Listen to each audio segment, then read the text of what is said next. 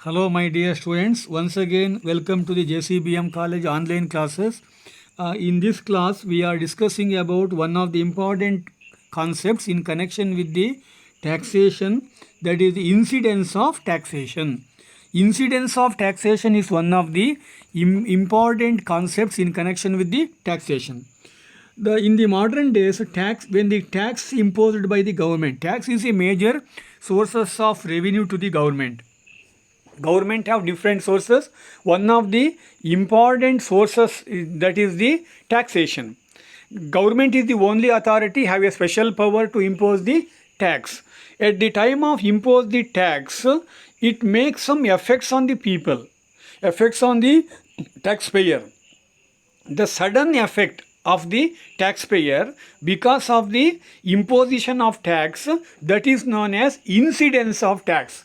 Incidence of tax is nothing but when government to impose the tax on people, at the spot, at the time, a taxpayer who bears some burden, who bears some pain, those burden, that is known as incidence of taxation. Incidence of taxation is nothing but because of imposing the tax, because of imposing the tax by the government.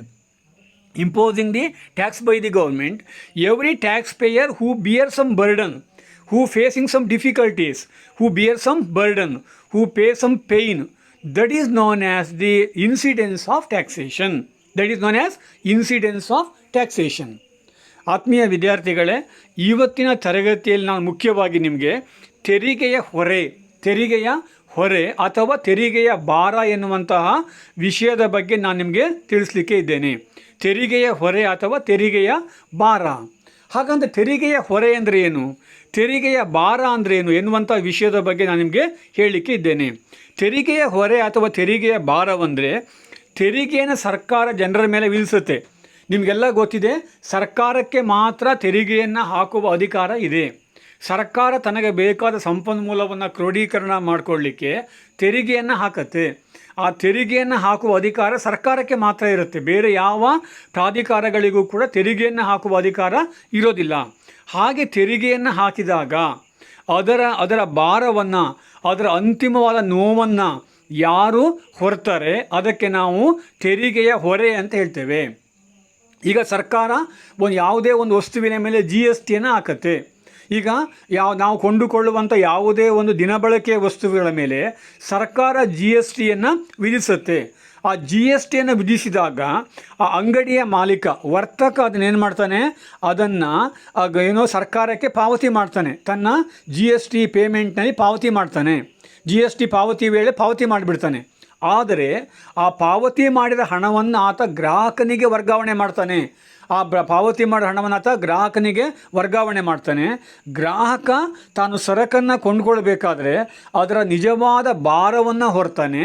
ಅದಕ್ಕೆ ತೆರಿಗೆಯ ಹೊರೆ ಅಂತ ಹೇಳ್ತೀವಿ, ತೆರಿಗೆಯ ಭಾರ ಅಂತ ನಾವು ಹೇಳ್ತೇವೆ. ತೆರಿಗೆಯ ಹೊರೆ ಅಥವಾ ತೆರಿಗೆಯ ಭಾರ ಅಂತ ಹೇಳಿದರೆ ತೆರಿಗೆಯಿಂದ ಉಂಟಾಗುವ ನಿಜವಾದ ಹಣಕಾಸಿನ ಒಂದು ಭಾರವನ್ನು ಯಾರು ಹೊರ್ತಾರೆ ಅದನ್ನು ತೆರಿಗೆಯ ಹೊರೆ ಅಂತ ನಾವು ಕರಿಬೇಕಾಗುತ್ತೆ. ತೆರಿಗೆ ಎಂಬುದು ಒಂದು ಹೊರೆ. ಪ್ರತಿಯೊಬ್ಬ ಪ್ರಜೆಯೂ ಕೂಡ ತನ್ನ ಆದಾಯ ನಿರ್ದಿಷ್ಟ ಮೊತ್ತವನ್ನು ಸರ್ಕಾರಕ್ಕೆ ತೆರಿಗೆಯ ರೂಪದಲ್ಲಿ ಪ್ರತ್ಯಕ್ಷವಾಗಿ ಅಥವಾ ಪರೋಕ್ಷವಾಗಿ ಆತ ಪಾವತಿ ಮಾಡೇ ಮಾಡ್ತಾನೆ. ಹಾಗೆ ಮಾಡುವಾಗ ಆತನಿಗೆ ಒಂದಿಷ್ಟು ನೋವಾಗುತ್ತೆ, ಒಂದಿಷ್ಟು ಹೊರೆಯಾಗುತ್ತೆ, ಭಾರವಾಗುತ್ತೆ. ಅದನ್ನು ನಾವು ತೆರಿಗೆಯ ಹೊರೆ ಅಥವಾ ತೆರಿಗೆಯ ಭಾರ ಅಂತ ನಾವು ಕರಿತೇವೆ. ತೆರಿಗೆಯ ಭಾರ, ತೆರಿಗೆಯ ಹೊರೆ ಎಂಬುದು ಬಹಳ ಪ್ರಮುಖವಾದಂಥ ಒಂದು ಪರಿಕಲ್ಪನೆ ಆಗಿರುತ್ತೆ. In the modern days, government to impose the different types of taxation on people, government who impose the different types of tax. Because of levying the tax, every taxpayer who bears some burden, those burdens are collectively known as incidence of taxation. ತೆರಿಗೆಯನ್ನು ಹಾಕಿದಾಗ ಅದು ಯಾರ ಮೇಲೆ ತೆರಿಗೆಯನ್ನು ಹಾಕಲಾಗುತ್ತೆ ಆತನಿಗೆ ಒಂದಿಷ್ಟು ನೋವನ್ನು, ಒಂದಿಷ್ಟು ಸಂಕಷ್ಟವನ್ನು, ಆರ್ಥಿಕ ಸಂಕಷ್ಟವನ್ನು ತರುತ್ತೆ. ಯಾರು ನೈಜವಾಗಿ ಸರ್ಕಾರದ ತೆರಿಗೆಯಿಂದ ನೋವನ್ನು, ಸಂಕಟವನ್ನು ಅನುಭವಿಸ್ತಾರೆ ಅದಕ್ಕೆ ನಾವು ತೆರಿಗೆಯ ಹೊರೆ ಅಂತ ನಾವು ಕರಿಬೇಕಾಗತ್ತೆ.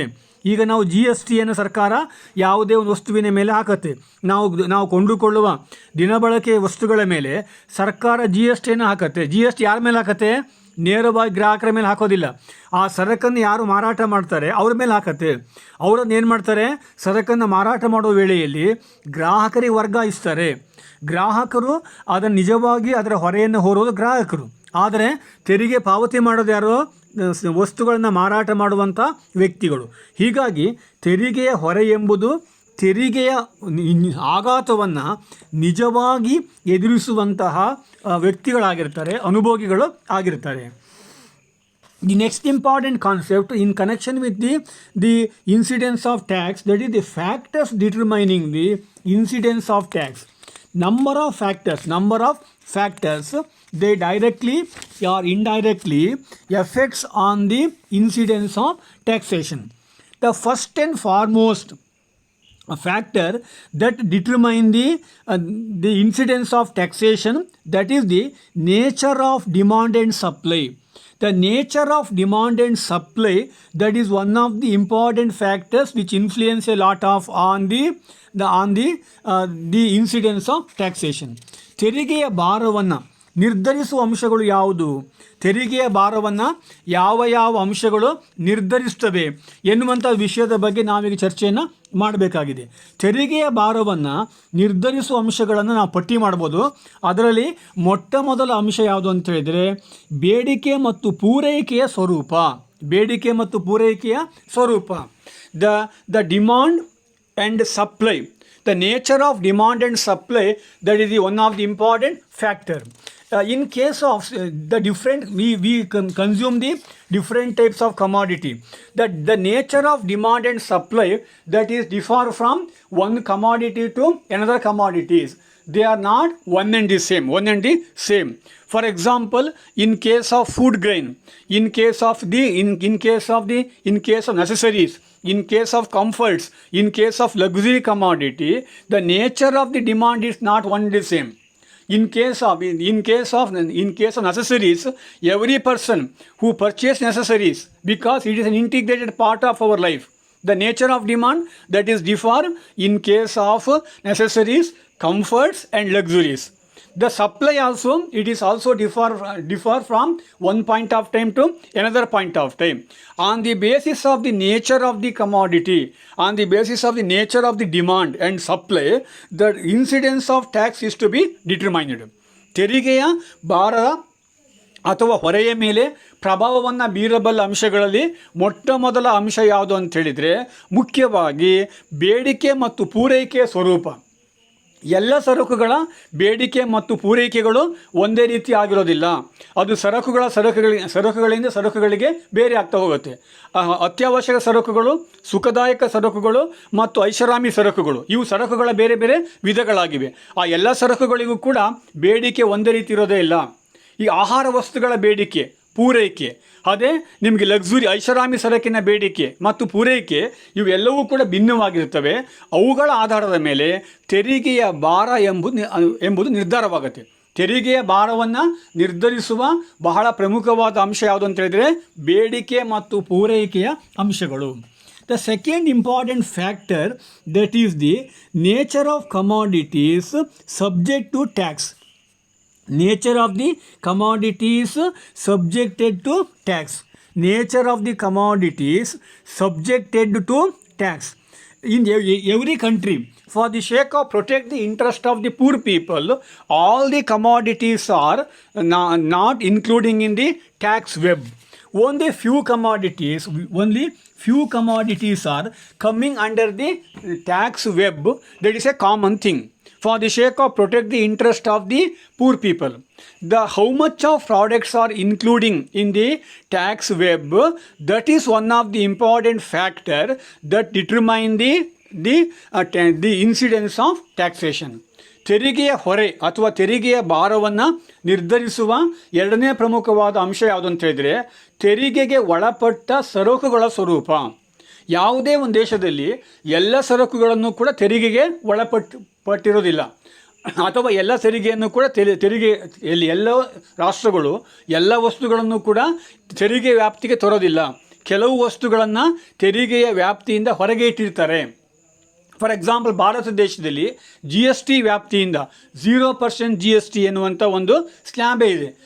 ಈಗ ಫಾರ್ ಎಕ್ಸಾಂಪಲ್ ಆಹಾರ ವಸ್ತುಗಳು, ಅಕ್ಕಿ, ಗೋಧಿ, ರಾಗಿ ಇವುಗಳೆಲ್ಲ GST ವ್ಯಾಪ್ತಿಯಿಂದ ಹೊರಗಿದೆ ಅಂತ ಹೇಳಿದ್ರೆ ಅದು 0% GST ಅನ್ನೋದಕ್ಕೆ ಹಾಕಲಾಗತ್ತೆ. ಅಂದರೆ ಈ ಯಾವ ವಸ್ತುಗಳ ಮೇಲೆ ತೆರಿಗೆಯನ್ನು ಹಾಕಲಾಗತ್ತೆ ಅವುಗಳ ಸ್ವರೂಪ, ಎಷ್ಟು ವಸ್ತುನ ತೆರಿಗೆ ವ್ಯಾಪ್ತಿಯಿಂದ ಹೊರಗಡೆ ಇಟ್ಟಿದ್ದೇವೆ ಎನ್ನುವುದು ಕೂಡ ತೆರಿಗೆಯ ಭಾರವನ್ನು ನಿರ್ಧರಿಸುವಂತಹ ಎರಡನೆಯ ಪ್ರಮುಖವಾದ ಅಂಶವಾಗಿದೆ. The third important factor that determines the incidence of taxation, that is the elasticity of demand.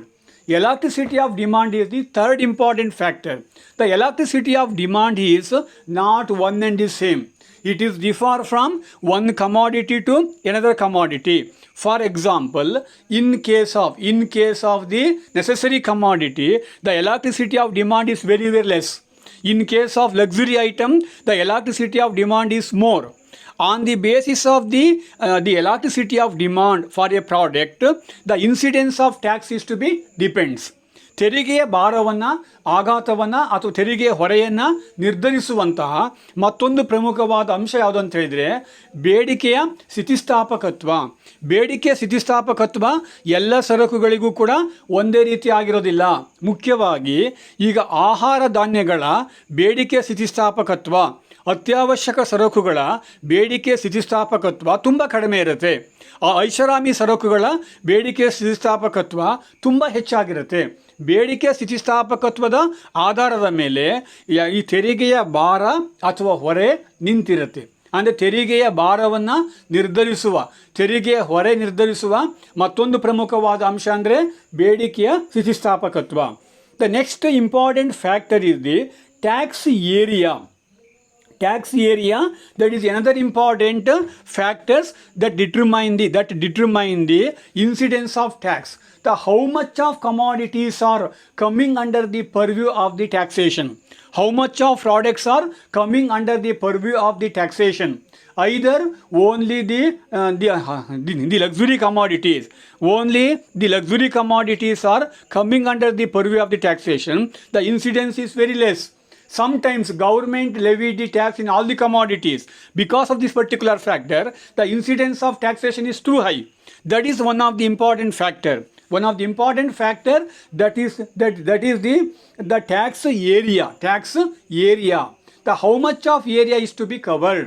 That is one of the important factor.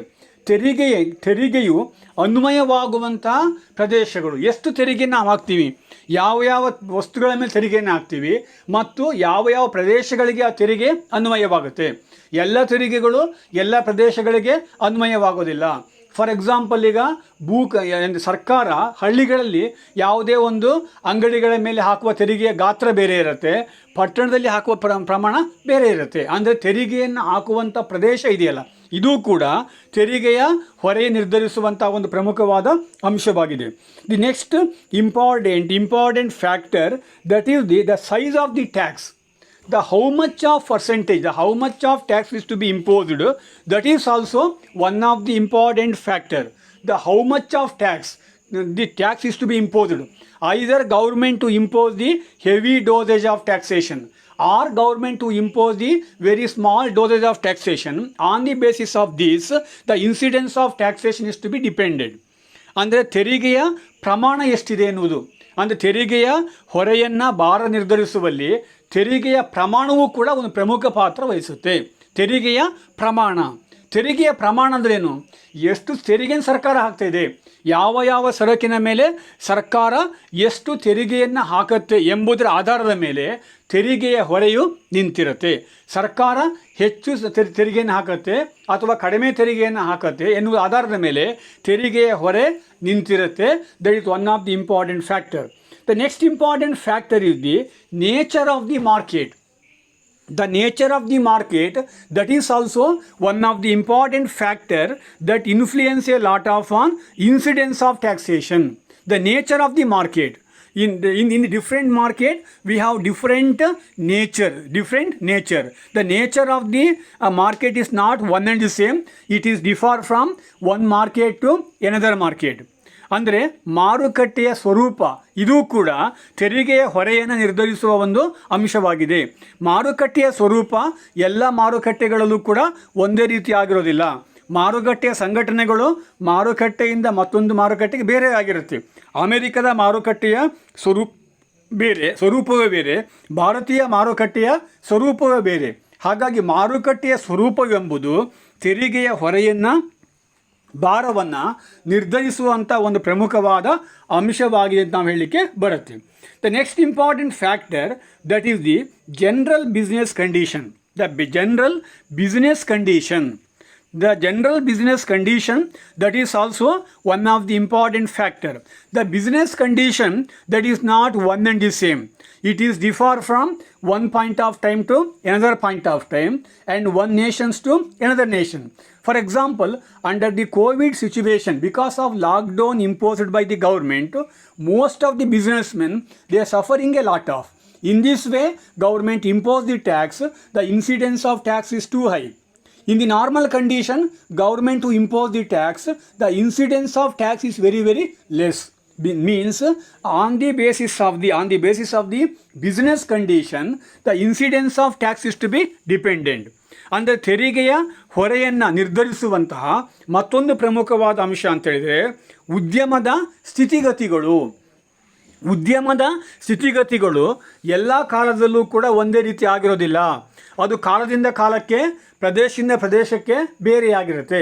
For example, ಈಗ ಭಾರತ ದೇಶದಲ್ಲಿ ಕೋವಿಡ್-19 ನಿಯಂತ್ರಣಕ್ಕೋಸ್ಕರವಾಗಿ ಸರ್ಕಾರ ಲಾಕ್ಡೌನನ್ನು ಹೇರುತ್ತೆ. ಲಾಕ್ಡೌನ್ ಹೇರಿದಾಗ ಎಲ್ಲ ಉದ್ಯಮಗಳು ಕೂಡ ಸಂಕಷ್ಟಕ್ಕೆ ತಳ್ಳಲ್ಪಡ್ತವೆ. ಅಂಥ ವೇಳೆಯಲ್ಲಿ ಸರ್ಕಾರ ತೆರಿಗೆಯನ್ನು ಹಾಕಿದರೆ ಆಗ ತೆರಿಗೆಯ ಹೊರೆ ಹೆಚ್ಚಾಗಿರುತ್ತೆ. ಅದಕ್ಕೆ ವಿರುದ್ಧವಾಗಿ ಸಾಮಾನ್ಯ ಸನ್ನಿವೇಶದಲ್ಲಿ ಸರ್ಕಾರ ತೆರಿಗೆಯನ್ನು ಹಾಕಿದರೆ ಆಗ ತೆರಿಗೆಯ ಹೊರೆ ಕಡಿಮೆ ಇರುತ್ತೆ. ಅಂದರೆ on the basis of the business condition, the incidence of tax is to be dependent. These are the various factors, sometimes directly, sometimes indirectly, influence on incidence of taxation. Incidence of taxation, it is a dependent variable. It depends upon the so many things. ಇವೆಲ್ಲವೂ ಕೂಡ ತೆರಿಗೆಯ ಭಾರವನ್ನು, ಹೊರೆಯನ್ನು ನಿರ್ಧರಿಸುವ ಬೇರೆ ಬೇರೆ ಅಂಶಗಳಾಗಿವೆ. ಕೆಲವು ಪ್ರತ್ಯಕ್ಷವಾಗಿ, ಕೆಲವು ಪರೋಕ್ಷವಾಗಿ ಪ್ರಭಾವವನ್ನು ಬೀರ್ತವೆ. ಮುಂದಿನ ಇದಕ್ಕೆ ಸಂಬಂಧಪಟ್ಟ ಬೇರೆ ವಿಷಯಗಳನ್ನು ಮುಂದಿನ ತರಗತಿಯಲ್ಲಿ ನಾನು ನಿಮಗೆ ತಿಳಿಸ್ಲಿಕ್ಕೆ ಇದ್ದೇನೆ. Thank you.